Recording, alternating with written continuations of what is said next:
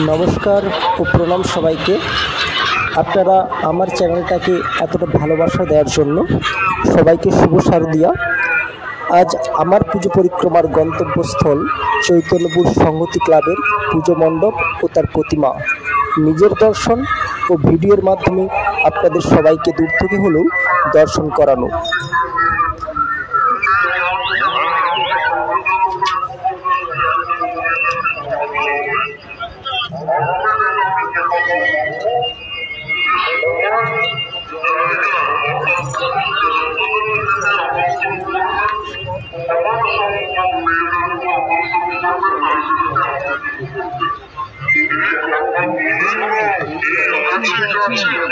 তবে চলুন ভেতরে আমাদের জন্য কি রয়েছে একটু দেখে নিই।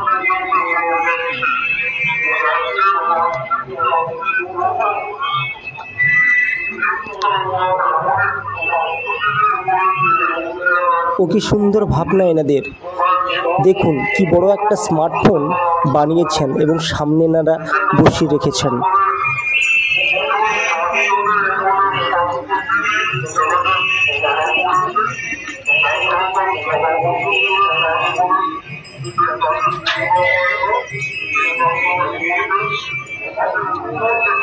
ওই দেখুন কি বড় স্মার্টফোন, ওইদিকে দেখুন কি বড় একটা বই, কত কিছু লেখা রয়েছে বইটাতে।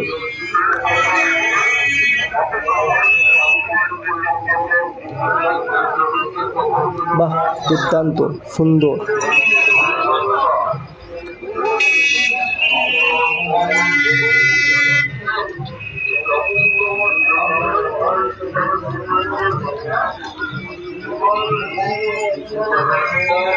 আর ওই যে মায়ের অপরূপ মূর্তি।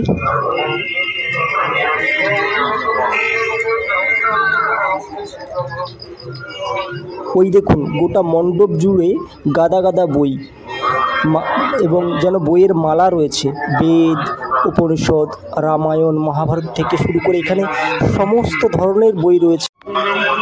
এটা দেখেই বোঝা যাচ্ছে যে এনাদের থিমের ভুল ভাবনা হলো এনারা বার্তা দিতে চাইছেন আমরা যেন বর্তমান দিনে যেভাবে স্মার্টফোনের যুগে আমরা বই থেকে ক্রমশ দূরে হারিয়ে যাচ্ছি, অর্থাৎ নিজেদের ক্ষতি করছি, জ্ঞানের থেকে দূরে হারিয়ে যাচ্ছি, জ্ঞান আরোহণের থেকে দূরে হারিয়ে যাচ্ছি, তাই আমরা যেন সবাই বইতেই ফিরে আসি।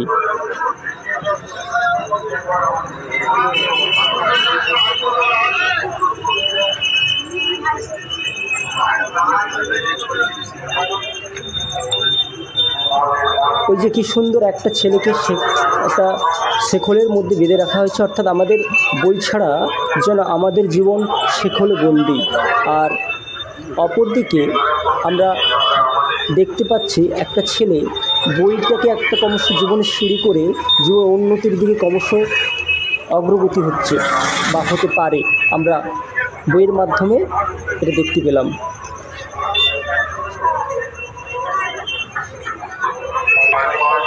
এছাড়া ওই দেখুন একটা হাতে কি সুন্দর শেকল বাঁধা রয়েছে, অর্থাৎ এটা বোঝাতে চেয়েছিলেন হয়তো সম্ভবত আমাদের জীবনে বড় হওয়ার ক্ষেত্রে, এগিয়ে যাওয়ার ক্ষেত্রে, আমাদের ব্যবহৃত জ্ঞান আরোহণের ক্ষেত্রে হাত ও পাকে আমরা নিজেরাই শেকল পরিয়ে দিচ্ছি, আমাদের অগ্রগতি নিজেরাই আটকে দিচ্ছি বই থেকে বিমুখ হওয়ার থেকে। তাই এনাদের থিমের মূল ভাবনা বইকে সঙ্গী করেই আমাদের সবাইকে আবার ফিরে আসতে হবে নিজেদের ভালোর জন্য, নিজেদের জীবনের ভালোর জন্য। তাই বইয়ের বিকল্প কিছু হয় না, অর্থাৎ বইকেই আমাদের আপন করে নিতে হবে। বাকিটা ভিডিওর মাধ্যমে আপনাদের